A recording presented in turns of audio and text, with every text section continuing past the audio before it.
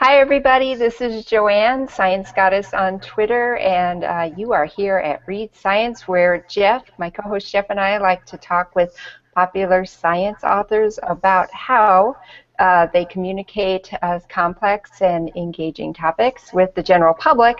Today we have a treat because we have an engineer, one of the most prolific engineering writers, and I'm going to let Jeff introduce him. Thanks, Joanne. This is Henry Petroski, who describes himself as a lifelong student of the quotidian.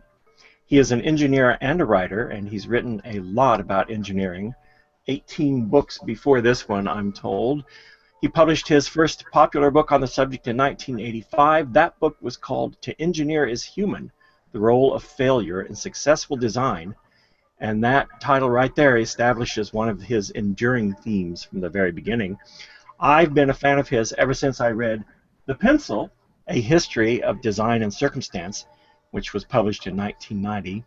That's the book that taught me, among many other things, that one can indeed write about the pencil for over 400 pages and make it fascinating. I'm hoping to find out today how he does that. He's been at Duke University since 1980, where he's the Alexander S. Vashik Professor of Civil Engineering and professor in the Department of History. It is such a great pleasure to have you with us today, Henry. Thanks. Well, thank you. It's a pleasure to be here. That's good, as I'm taking a moment to share all over social media so people will join us here. Henry, so this is very common. Me being a biologist and Jeff being a physicist, we are considered scientists. But how about you define for the audience how an engineer is different than a scientist? Well, there's an often quoted distinction that's attributed to von Karman, and it says that scientists seek to understand what is, engineers seek to create what never was. And I think it's a pretty good distinction. Engineers use science when it's to their advantage. They exploit it, you might even say. But sometimes there isn't science for them to exploit, such as when the Wright brothers tried to develop powered flight. They wrote to the Smithsonian looking for all the scientific background and got little in return that would help them design a proper propeller or a proper wing shape, and they went and did it on their own, and that's engineering at its basic. I worked a lot of years with aerospace engineers and such, and developed a very keen appreciation of their skills and talents. And I think it's fair to say that we have, as scientists and you as an engineer, that we have different outlooks, but they're compatible, but they get along very well doing things. You know, I can share a couple anecdotes. So being a biologist who has worked with things that engineers are also interested in, like electron microscopy, you could always see in sharp relief that engineers think differently about things than a biologist does. And one thing is us poor biologists are afraid of complicated machines on occasion. I think that's less and less true. But with the electron microscope, we had, there's a filament in the top where the electrons are forced off when you send a current through. And, if you send current through quickly, the filament could break, which is a hassle for the person, me, who would have to replace that. And so I'd say you want to carefully turn this knob up. And of course the biologists heard that as, it's going to explode if you turn it at all. And they're like turning the knob like, like any minute. And then of course engineers don't know whatever, they just went, if it breaks, it gets fixed, so they just crank it up. And I had to stop and say, I'm talking to you guys, you engineers, turn the knob slowly. I don't know, but anyway. So, yes, let's talk about the book. So actually, I don't know, Henry, if you had seen John Oliver ever, the comedian John Oliver, but he did a little episode about 20 minutes long about infrastructure. And, of course, being a comedian, he said something along the lines that infrastructure is anything that can be blown up in a movie. Roads, dams, bridges, things like that. And that's exactly what your book, The Road Taken, talks about, specifically American infrastructure, though. Yes, but I don't try to blow it up. Yes, but your book doesn't blow anything up. There is a quotation here from very early in the book that I had even written down, where he writes, "To the average citizen, infrastructure is neither seen nor heard until it flashes or bangs, and so makes the news." So, and since I know that, as you mentioned in the back of the book, a lot of these stories came from things you had written for American Scientists, different stories. So how long has the idea for this book been percolating in the back of your head? Oh, it's hard to say. I write this regular column for American Scientist, and occasionally more than occasionally, I write about bridges, which are quintessential infrastructure to me. And infrastructure has been in the news, or I would say for the last 2 or 3 years, especially with the shenanigans going on in Washington. And I tried to follow that early on and began to realize I didn't know as much about how the infrastructure was funded by Washington and the states and other municipal entities, for example. And the way I learned about things is by writing about them, either in columns or in books. So I would say about 2 or 3 years ago is when it all came together, and I thought, let me write a book about infrastructure and try to explain, first to myself and then to readers, what it is all about, and especially where it interfaces with politics and financing. And that's where the whole book leads up to. I talk in the beginning about history, but I end with policy, really. Right. Actually, I wasn't sure what to expect when I first started reading the book. I didn't know if we were going to get some quick lessons on how to make a stable bridge, or were we going to, go the direction you went. And I'm glad you went the direction you went, because I learned some interesting things, and one was about how private companies and even foreign private companies are trying to get in on building and maintaining America's infrastructure. And I wonder if you could talk about that for a little bit. Yeah, they're not only trying to get in, they're being actively recruited. The United States, especially the federal government and the state governments too, realize that this is a source of funding the infrastructure, which we've been having increasing difficulty doing, because if we're going to fund it internally, it basically means we're going to have to raise taxes. And politicians don't like to do that, so they like any idea that will take that off the table so they don't have to really discuss it. The gasoline tax, for example, every time we pump a gallon of gasoline, we pay tax on it, 18.4 cents to the federal government, and depending on what state you're in, it could be many times that for the state government. Now, of course, without that, our roads and bridges would probably be in worse shape than they are. But the federal government has been very reluctant to change the model. The gas tax, the federal gas tax, has been stuck at 18.4 cents per gallon since 1993. Yeah, very long time. And in the meantime, a lot of things have changed. There's been some inflation, not an awful lot in recent years, but certainly some. But also there's something counterintuitive that has happened. The government, at the same time that it has been promoting fuel-efficient vehicles, hybrid vehicles, giving tax credits, for example, that's bringing down the revenue from the gas tax, because, of course, this means using less gasoline. Right. So at the same time, they want more revenue to fix the roads. There are a lot of proposals going on now about what to do about that, and one of them is this seeking money from foreign and private investors, especially for big projects. like building a new road, building a toll road, building a bridge. And these have come to be called public-private partnerships.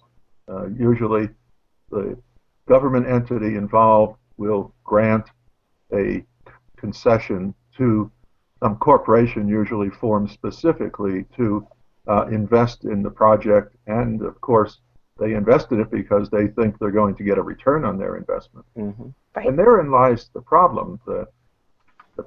They're not interested first and foremost in producing a public work that will serve the citizens of the United States. They're interested in recovering their investment and more.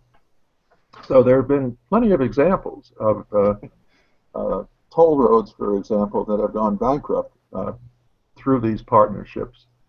And the government then just has to pick up the pieces and hopefully find another investor. And these are long-term deals, 50, 75, 100 years. Right. That's interesting because I remember the chapter about the Indiana, one of the Indiana toll roads.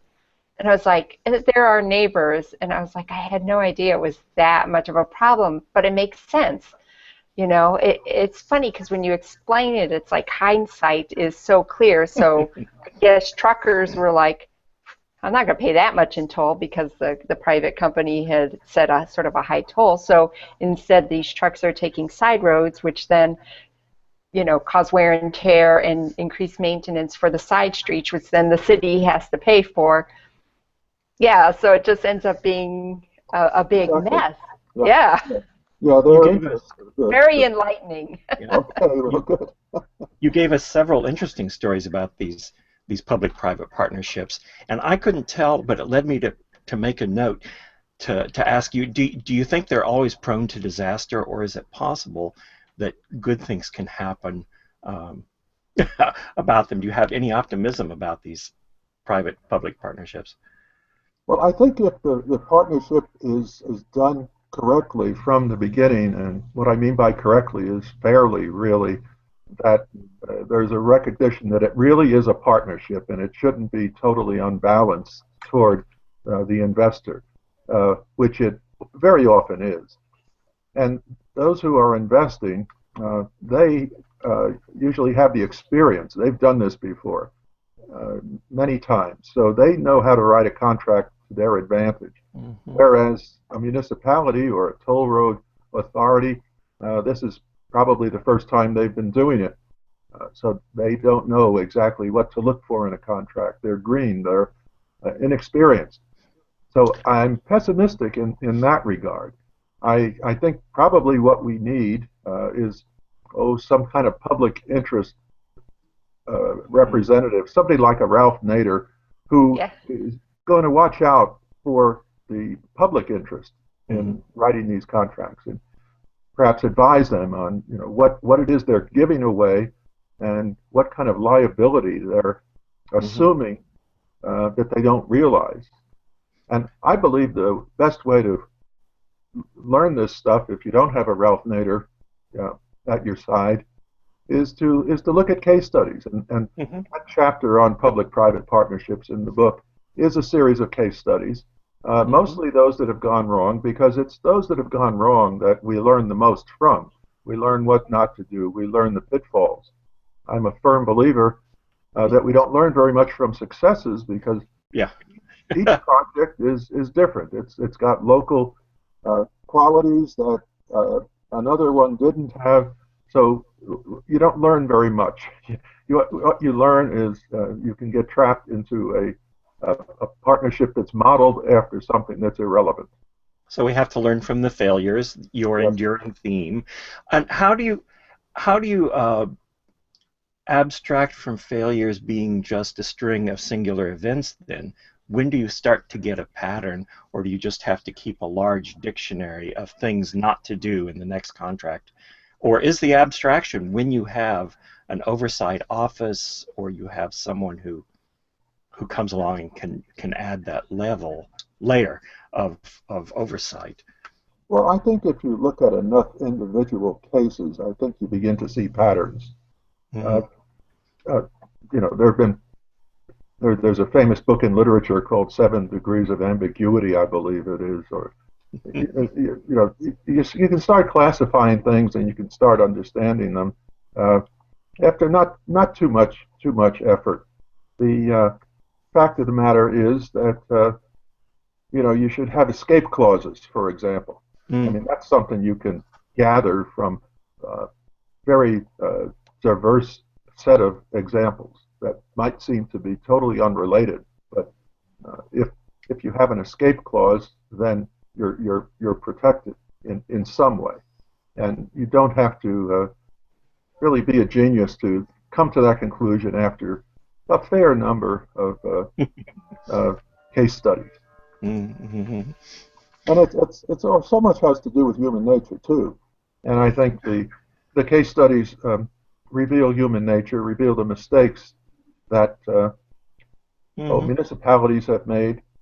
Very often the failed public-private partnerships were arrived at rather hastily because they're very tempting, because the private partner pays a lot of money up front for the right to gain the return on the investment. And to solve a pressing problem for the And we talk about billions people. of dollars. So if you're a state, for example, and you're trying to figure out how to balance your budget, well, $1 billion, well, that can go a long way in helping you. But that's a one-time thing. Yeah. And next year you're going to be faced with another unbalanced budget, and you're not going to be able to, grant a concession for that same tollway. So I think lessons like that become clear. Chicago entered into some unwise arrangements having to do with its parking spaces. Parking. Yeah. And all you have to do is run the numbers in certain cases, like Chicago. But apparently they didn't run the numbers carefully enough. Some city council people are not numbers people. They rely upon staff and they rely upon, the argument being brought to them. But we know, even if they have the numbers, they have the models, there are variables and limits to things. And if they really want something to happen, they're going to run those numbers optimistically to justify their decisions. And that's not the way to success, is it? Well, that's right. Yeah, over optimism is another lesson you can draw from these case studies. Yeah. I think let's talk a little bit about engineer and failing and things like that. So, and in hindsight for many things, when you were talking about the Tappan Zee Bridge, it's like such a famous example of a bridge in need of repair, and then how are we going to pay for it, and then the decisions to make, such as, do we destroy the old one? Do we repair this and build, do we destroy this and build a new one? Do we repair this one? What are the ecological issues? And I guess, like to be an engineer means to try to see every possible eventuality, but that's not always possible. So, yeah. I'm curious, so, would you say that most engineering firms are, attempting to do what's best for the community, what's best for the budget, there's a balance of so many things that engineers have to think of. As scientists, we do our science thing, but engineers, it's not just, let's just build something. It's like, let's build it with the best, the most economical way possible, that can be scaled up, that could be whatever. So I think thinking like an engineer is very different than thinking like most people in the world. So I'm curious, so how do engineers approach building a bridge? And what factors are you weighing overall? Well, engineers seldom work alone, because the projects, especially if we're talking about bridges, we're almost always talking about pieces of property that are owned by somebody else, first of all, and that cost millions, tens of millions, or even billions of dollars. And no engineer or engineering firm typically can build a bridge on its own. Generally, unless you're building a bridge on private property, you just can't put a bridge across a river You have to get political permission, basically, and then you need to finance it. And there are all sorts of federal hurdles, and there could be more local hurdles too about permissions to do this or do that relating to the environment or relating to other issues. So engineers who work in those areas become familiar very soon with the constraints they have to work around, and they become very familiar soon with the people they have to work with, meaning people in government, meaning protesters, meaning opponents to the project. Mm-hmm. Right? In the case of the Tappan Zee Bridge, which you mentioned, there were a lot of people that didn't want the project to go ahead unless it included light rail system across the river. That eventually didn't happen, largely for budgetary reasons. But the bridge that will eventually be built, and it's under construction. It's a long way along right now. Will have accommodations for light rail system, but that light rail system will cost probably more than the bridge itself. The Tappan Zee Bridge also is, I don't think it's paid for yet. I don't think they know how to pay for it. They're going ahead and building it, but the financing is not fully in place as far as I know. Those of us who aren't engineers may not realize, but you brought this out, that any specific bridge someplace that is being built has constraints that we can think of, like money and materials and things like that, but it also is designed with a lifetime involved. It's designed to last for 50 years perhaps, given that trucks are going to go over it this frequently and they're going to weigh this much and there will be this much traffic and things, and when those get violated, the bridge falls down sooner as well. And I don't know. That's one reason for people to read the book, is to find out that yes, there's all these things involved in that, and that's part of why bridges succeed and part of why they fail, perhaps. But engineering is an interesting business. Yes, it is. You bring up a very good example. You can't just sit down and design a bridge in the abstract. It's something that's out there in the real world, which means that you have to know how many cars and trucks are going to drive over it, because they affect its lifetime. And if you've been instructed to design a bridge to last for 50 years, let's say, then you have to know with pretty good reliability what the volume of traffic will be and what the nature of the traffic will be. And that's usually fairly easy to do in the context of when you set out to begin your design. But unfortunately, it can be a moving target, and politicians can change what trucks are allowed to drive on our roads and therefore go over our bridges. They can increase the weight allowance. That's one of the big problems with infrastructure that's not often appreciated, is that there isn't a full cooperation between the technical aspects, which is usually reached through the engineers, and the political aspects, which have to do with regulation, which have to do with allowance also, what trucks are allowed on the road. And then we get into lobbying, because the trucking company, the trucking industry wants longer trucks, heavier trucks. They want trucks to go faster. Right now, one of the issues that's going on is they want drivers to be younger. They want younger drivers allowed behind the biggest trucks. So that, almost by definition, that means they're inexperienced drivers. So these tugs of war are constantly going on. Why does the industry want the age for drivers of these 18-wheelers to go down to 18 years? So they can pay them less. Pay them less, exactly. To what? Pay them less? So they can pay them less is the first thing that comes to my mind. But there's another big issue, and that is the trucking industry has found that they have a large turnover in drivers. And if you think, when you're behind these big trucks, you often see a sign on the back interested in driving, or we need drivers, call 1-800-SO-SO. Yeah. And that's because of their large turnover. And they estimate that it costs them about, say, $5,000 to hire a new trucker and train him in that, industry. So if you've got a sizable fleet, you can be talking about millions of dollars a year just to maintain your driver inventory. Right. And this is nothing. This is where history, I think, is so helpful to understand motives of why things are done. They're often done for things that are not self-evident.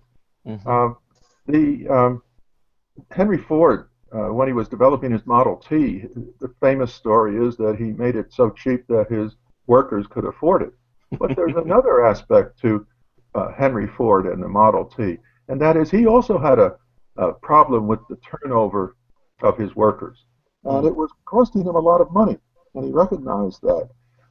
So he decided to pay them more money, not to be generous, but to be able to retain workers. Because if he paid them a high wage, they wouldn't be leaving; they would stay put. So before we leave bridges, at least for a little bit, but I'm sure we'll be back, you talked about two cases that are rather contrast.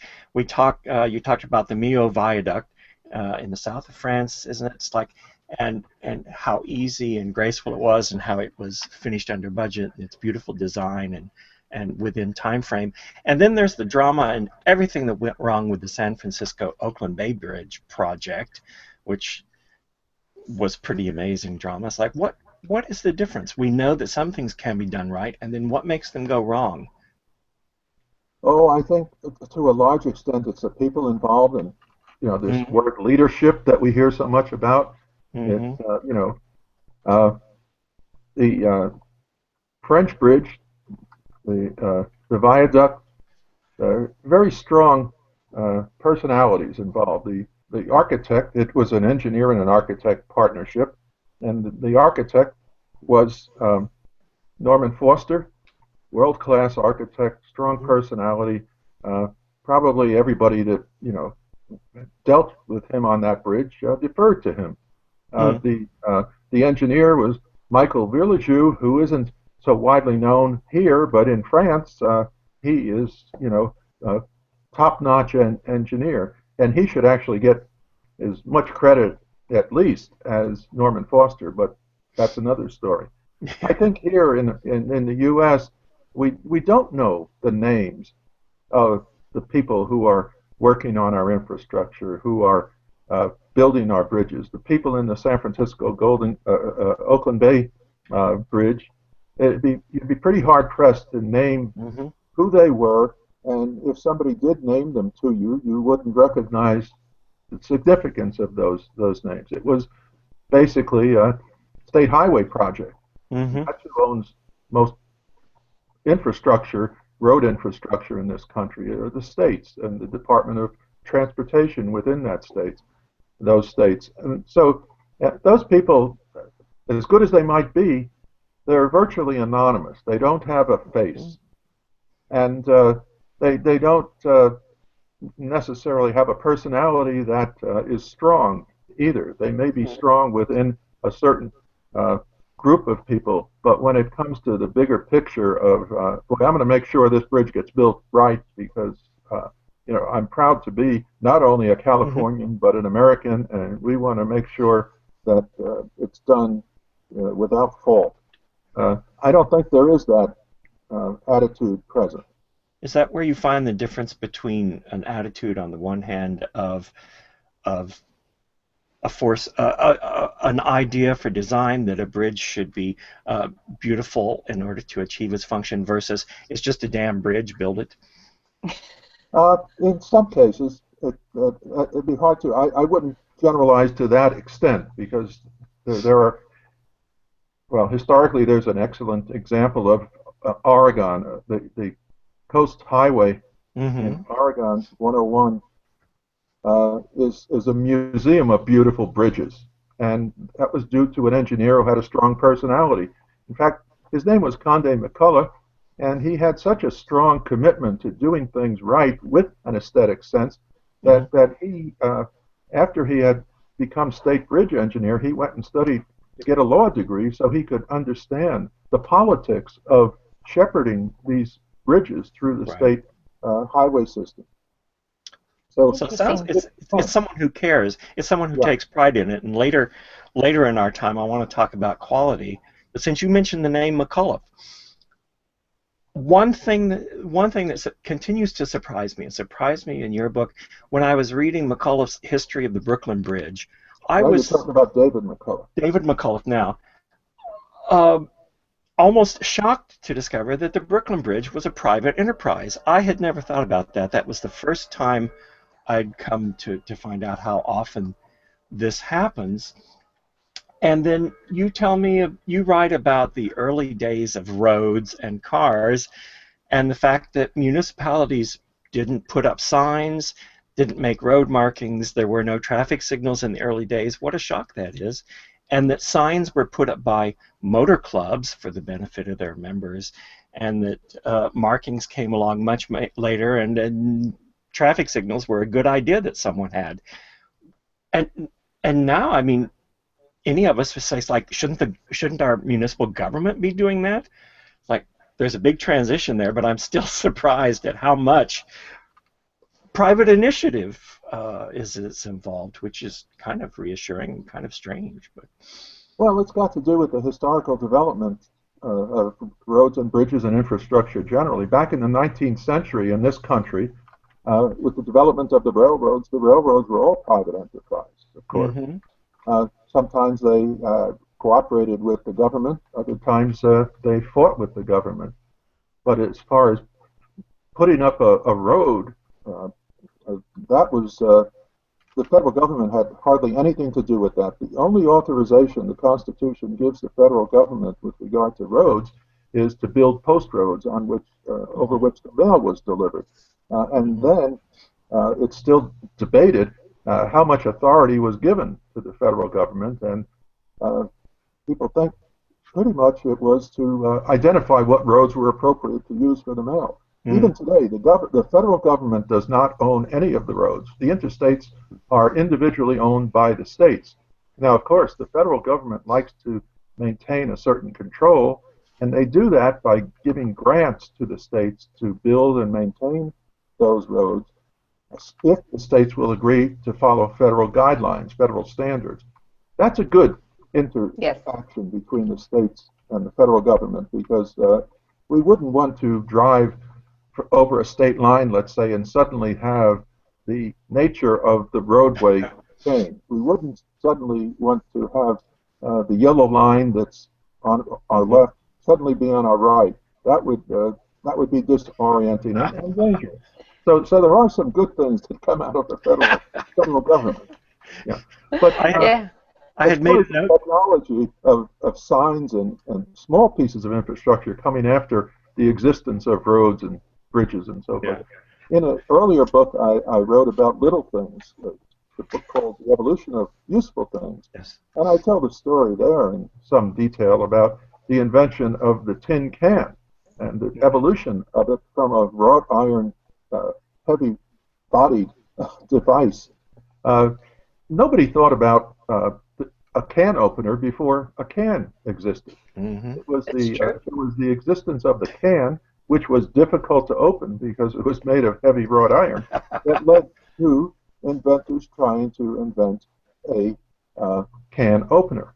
We wouldn't, of course, have inventors trying to invent a mousetrap if there weren't a mouse already being invented. So, motivations for invention and development of things comes from the existence of problems. Right. That was one thing in the girls' engineering camp. I'm in charge of bioengineering, obviously, but that we would say is that engineers are trying to solve problems, you know, and scientists are looking for the science and explanations for things. I'd like to sort of jump back to this architect idea, and specifically one who just passed away, Zaha Hadid. And she is known for her really swooping designs and beautiful designs. And I saw the bridge she designed in Abu Dhabi, which has, instead of your typical, trusses and I'm going to get all the words wrong, but she had this sort of, it looked like a wave pattern. It was amazing. And so I wondered, for as innovative as she was, one of the critiques of her was that her designs were very difficult to build. Do engineers go, I am so excited to try this design, or do they just sometimes go, forget it, it's not going to work? Well, it would depend on how experienced the engineer is. But probably the most famous example is the Sydney Opera House. That was a world-class design competition, and the winner was based on a sketch of this assemblage of shells, and it proved to be very, very difficult to build. And engineers finally were able to design a structure to hold it up, but only by making certain modifications. And there was effectively a fallout between the architects and not the engineers so much directly as with the city of Sydney. So the architect never visited Sydney to see his completed opera house. Architects tend to think in terms of form. Engineers tend to think in terms of function, and therein really lies the problem. Form is fine, but if it's something like a bridge or a building, it also has to work properly. It has to obviously carry traffic if it's a bridge. It has to not sway too much in the wind if it's a tall building. So the best buildings are actually those that have a shared creative spirit from architects and engineers. And there are some firms that are called architect-engineer firms where there's a partnership between architecture and engineering, and the tallest buildings in the world are developed collaboratively, because you just can't sketch on a piece of paper and say, oh, let's just design this. I mean, Frank Lloyd Wright is famous for having designed a mile-high skyscraper back in 1950 that remains unbuilt. It's probably the case that engineers could design it, but there are even further problems, and that is, do you really need it, or do you want it? Yeah. Exactly. So anyway, there's often a tension between engineers and architects. But on this same subject, so here's quotation I wanted to be sure to say from the book, page 142, where you say, function without form does not uplift the soul, which I think is a very useful observation. And I ask, why does everyone seem to think uplifting the soul is unimportant, even though everyone seems to enjoy it? Oh, I don't know if everybody thinks it's unimportant. I certainly think it's important. But you're in Maryland, I believe, and I understand Maryland is specifically a state that specifically thinks in terms of aesthetics with its highway bridges, especially its newer ones. It sometimes does do that, and there's it's one of the places where you'll find a small amount of money mandated for public art and various other things, and I think there is some sense that design is worth doing and not just extra credit. Right.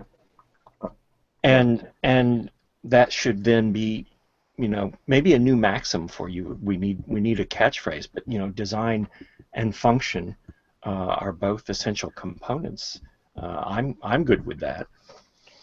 Well, sounds good for me. Yeah.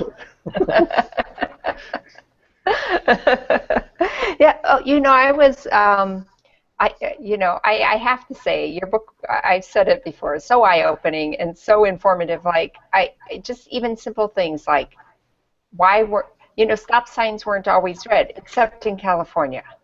Like, California always had a red stop sign, and it wasn't the octagon. And then the reason why they weren't red was because red would fade. It was really a practical thing. And then as they were able to make signs that were the red paint would stay, then, then I forget who said, yes, all stop signs should now be red with white letters. But this kind of information is just like, the book is full of this stuff. It's so interesting. Or I knew something a little bit about the fonts and font sizes for highway signs, that were taken into consideration. But it's pretty amazing how things became standardized. Frankly, really amazing that across a big country we were able to do that. Yes, but it also, as I tell in the book, took quite a while, literally decades, to come to agreement, and often the agreement was reached after, let's say, a little enticement by saying, well, if you don't use this typeface, or, well, no, that's a bad example because they never did say that, but if, the stop sign must look this way or that way, we won't give you the money. That helps. That helps enforce it. But standardization is, let's put it this way, in bridges over the interstate, if you have too much standardization, it becomes boring. Yes.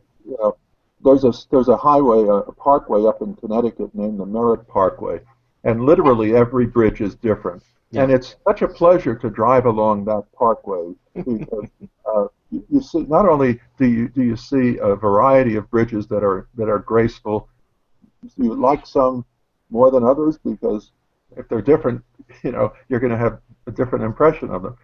But at the same time, you don't get bored, and you have a sense of that you're getting somewhere. You're not just going under the same overpass again and again and again and again.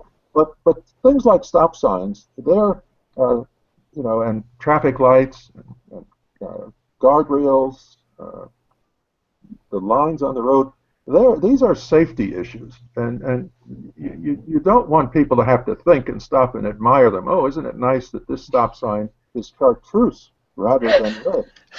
You don't want that. you want people to unconsciously, subconsciously react as fast as possible to that kind of infrastructure.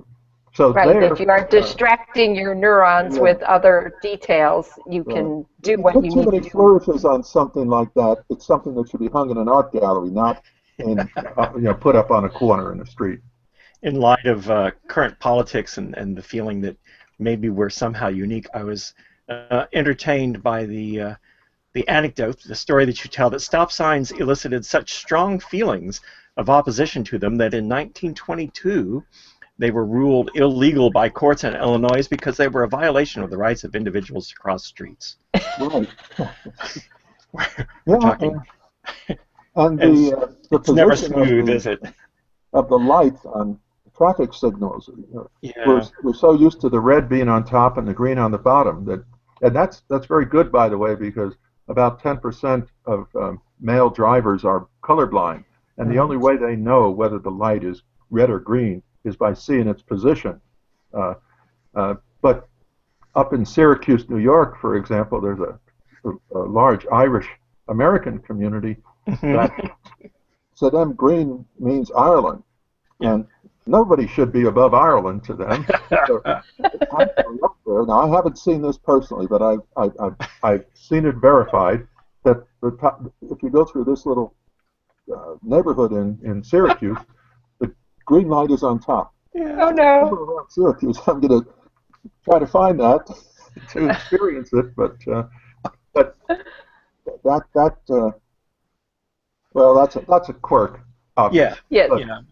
But speaking of the Merritt Parkway and things, you gave us early on a nice appreciation. I think this is in line with your philosophy of enjoying the quotidian.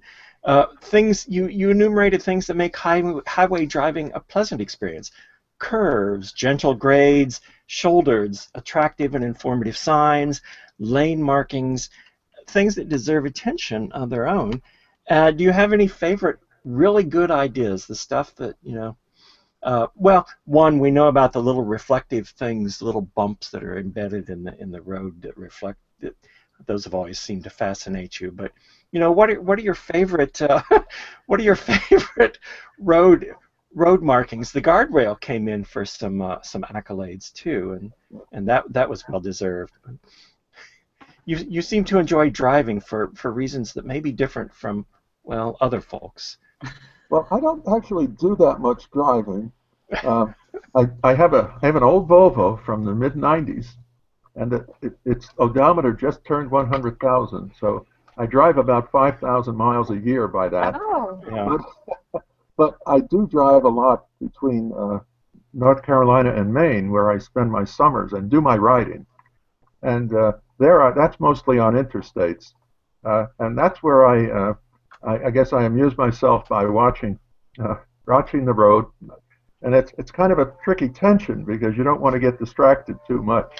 Yeah. But I try to find ways to avoid the truck traffic, and that's how I find things like the Merritt Parkway as an alternate route.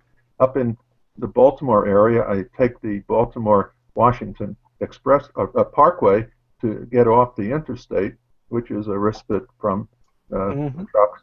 And it's amazing how much you can discover that way. And these are very relaxing experiences because your vision is not blocked by the trucks, and also you feel safer without having these big 18-wheelers at your side.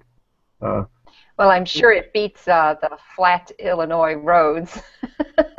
Well, I've done that most of too. the Midwest, it's just the most dull drive you can imagine. Oh, I know. When I first went out to, I went to graduate school at Illinois. I drove out from New York City, where I grew up, and my everlasting memory is going through Indiana because my friend he dropped me off, but he stopped by Purdue first, where he was going to go to school, and driving through the cornfields was amazing. The time of year, at a certain time of year, you can't really see the flatness because you're in a canyon of corn. Yep. But yeah, sea of corn. wind comes off the prairie. It's quite a different experience. Yeah, it's a different place. I went to school in Iowa, and I liked Iowa very much. Since you did that, the first thing a note that I wrote. After we got through the preface, the very first thing you said, or the words you wrote, was "I grew up in." You started with you.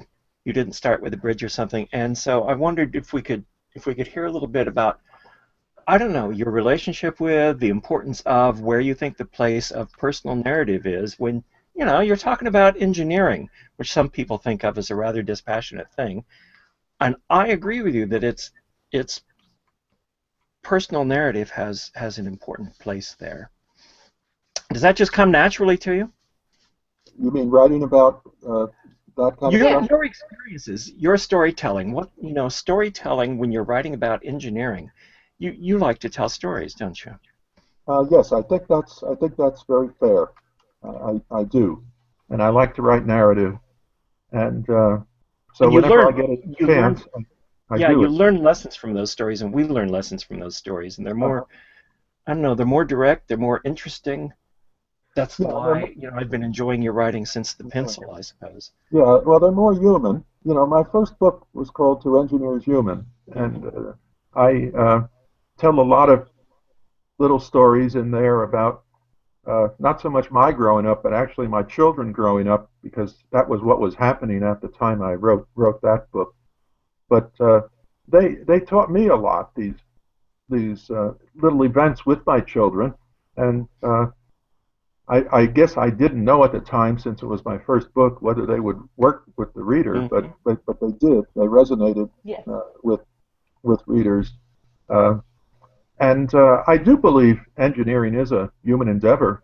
It really is, and I think it's timeless. And I've written about this in more technical terms in other books and papers, that the way engineers think today is probably not very much different from the way engineers thought 2,000 years ago. And that can be backed up, that kind of statement. The book Petrovsky's 10 Books on Architecture from the 1st century BC is really about, today we would call it architecture and engineering. And what he talks about in there is totally familiar to somebody like me and anybody who would, choose to read that book with an open mind, I believe. So this is the constant, let's say, of engineering. We have some, artificial differences due to the time in which we grew up and the experiences we have. But I grew up in Brooklyn in Park Slope and used to walk up the slope, up the hill, to Prospect Park to play. Spent a lot of time in Prospect Park. To this day, that's my paradigmatic park, Prospect Park. And you form these not just images but experiences by which we tend to measure future experiences. And it's just, I think it's the way things work for us. I don't, us as human beings. In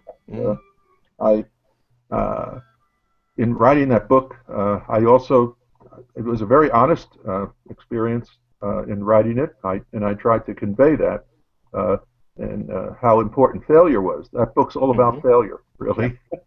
So. Yeah, which is where do you have it? When you talk about long periods of non-failure known as success, that we tend to think of success as the normal thing somehow, and failure as something not normal or out of the normal, and normalizing, I don't know, our relationship with failure as a part of the process has been an important theme for you. That's really important, and people get straight. But finishing up the narrative idea, there are insights to be had in telling those personal stories too. I was fascinated because I'd never thought about it. It's like, here you are, you're growing up, and as you point out, if one were driving, you're not very far from the Brooklyn Bridge, which might have done very interesting things if you had seen it early on, but you didn't see it till later because you were a walker. Right. And it was not within your sphere, your scope as a walker. It might have well as been in another country, another planet, because what you knew was what you saw by walking. Do you think, and did that give you, your introduction to the quotidian? While you're walking next to the curbs on the roads and seeing the grates that go down from the storm sewers and things like that. I don't know why are these quotidian aspects the things that caught your eye and became your life's work? Oh, I don't know. I guess that kind of thing is the mystery of life in a way. I don't know. I certainly could have walked to the Brooklyn Bridge. It was within a couple of miles. It was just not. I was young. I was, and I listened to my mother. Don't go too far. You can go up to Prospect Park. In those days, going to the park was not considered risky at all. Walking maybe to the Brooklyn Bridge would have been considered riskier. So it so much depends on the time and place and environment, context in which I think we grow up, what happens. And of course, there's something in each of us, in each of our heads, that makes us different, and somebody else in exactly my situation might have ended up being totally different because, I don't think the psychologists have figured this out yet. No, it's maybe just as well. A little bit of mystery doesn't hurt. Right. Yes, I'm wondering, because I have a lot of young people who follow me and they always ask for advice. What should I do to be a this? What should I do to be a that? What would your advice to maybe someone in high school who wants to be an engineer, what would you recommend? Oh, I would recommend that they do a little reading about what engineering is. There's a phenomenon that's developed, and it seems that a lot of high school assignments these days are to contact an engineer and interview the engineer, and the questions are almost the same always. What is a typical workday for you? What do you do during that day? And so forth. They never ask, are you a typical engineer? That really should be the first question. Usually, depending on my mood, I answer those students in either straightforwardly or not. And sometimes I get nasty responses from parents because Yes. I haven't given them what they expect I should answer. Well, I don't know. I think the instructors maybe should be a little Hmm. more proactive in saying, "Hey, heads up, my students are going to call you on this." That would be Yeah, that would be nice. I was that'd But be thinking that neat. those it doesn't. students, I'm sorry, I was thinking that those students who are trying to figure out how to get past their first 100 words on an unwritable essay could do a lot worse than to read the pencil and learn how you can find the interesting things in the smallest places, and that there's a lot more going on that they can write about than they realize. I Yeah, do think, yeah, young people today are reading, but almost exclusively online. Mm, Um, and I think they're missing something by not. I'm not saying they should read my books necessarily, but I think they should read some books. They should read classic yeah, literature, for example, and and just things to of have a different common sizes. language with the rest of the universe. Yeah, yeah. right, Well, right. And long You kn- things and short things and longer things, because they're not the same type of thing at all. that's right. that's true. That's true. Before I ask if you have anything else to add, there was one interesting thing. I was at a bookstore. There was an author there, and a woman came up to me. I don't know how I sort of got pulled into the conversation, but this woman came up to me. She is an engineer, and her little son said her son was 5 and said, "Oh, it's so great how scientists did all that work to make the space shuttle or Oh, the International Space Station or something like that." And she goes, "Scientists and engineers." And so, based on that, she wrote a book, a little kids book for 4 or 5 year old kids about different kinds of engineers, because it seems like most people just automatically say scientists and they forget it's the engineers who are actually, making these things happen. Yeah, So, well, good for her. I'm glad to hear that story. yeah, it's a cute book. I'll remember to send you a link. I'll put that underneath the video too Okay, I for appreciate people's that. references. It's really adorable. But before we with just wrap a up, Joanne, few, yeah, go ahead. I know we're about to, but I have two short answer questions that I want to settle. One is, sometime later in the book, you wrote, "The pothole is seen uniformly to be a blight on the roadway in a way that the speed hump, curiously, is not." And I felt you were speaking to me because I detest speed humps, and I wondered whether you hate speed humps as much as I do. Yes. Okay, then the other one, that's enough for Even me. not knowing how much you hate them. Well, I hate them. I think they are antisocial devices that are cold and cruel and unwelcoming. And when I was looking for a house to buy that was separate from an apartment, I early on decided that, like, of the three things that I would not accept, I would not expect a speed hump in development, because I didn't want to come home to that. Did not feel like the beginning of relaxation to me. And then the other one is, I think we need a status update since the book came out on the incipient sinkhole in your driveway. Is it any worse? Well, it's slowly sinking more. We Yeah. have a big construction project going on nearby, and until that's finished, uh, at, we're not going to do anything about that. But as soon as that construction project is finished, something that's out of our control, we will get that done. Okay. All right. I'm Very, I'm done, Joanne. very good. So, Henry, thank you for being with us. Do you have anything else we should know, or the viewers should know before we sign off? Oh, gee, I don't know. I think this has been very enjoyable. I think we've covered a lot of ground. Yes. And I'm Yeah. I'm so pleased to hear the enthusiasm about the book from you and Yeah. Oh, Jeff. And I'm always interested in what people pick out from the book, and it's been a pleasure to hear that what you guys have picked out have been some of my favorite parts. And, Oh, good. good. right. So, Good. so I guess there's a certain resonance there. Yeah. That's Yeah. great. That's wonderful. Well, okay, so for everybody watching, as a reminder, the book we've been talking about is The Road Taken.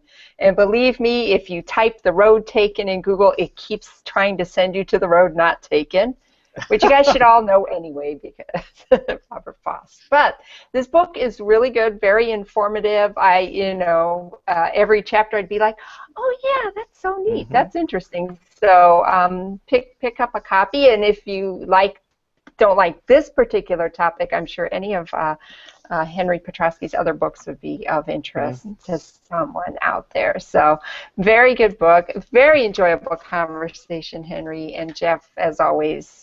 A pleasure to host with you. And we will see you guys again next time on Read Science.